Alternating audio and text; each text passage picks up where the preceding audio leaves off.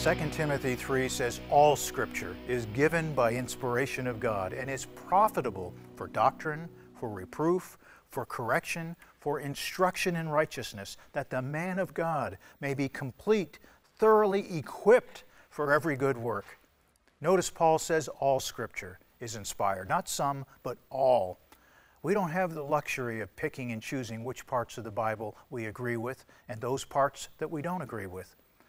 The Holy Spirit has declared all Scripture to be inspired by God and all Scripture to be profitable. You shouldn't just focus on a few well-known passages of the Bible and think that that's all that matters. If you want to be equipped and stay equipped, you need to rely on the whole Bible.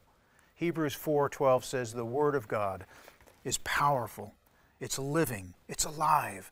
Jesus said in John 6, the words that I speak to you are spirit and they're life. You know, the Bible isn't just about words on a page. God's Word isn't just good ideas. It's not man's philosophy or theology. The Bible is the inspired Word of God Himself to us today. The Bible is living. It's powerful. It's spirit. It's life. And it will work effectively in your life if you believe and put your faith in it. James 1:22 says, be doers of the Word and not hearers only. My friend, I'm convinced if you'll be a doer of the Word, you'll continue to get stronger in your faith.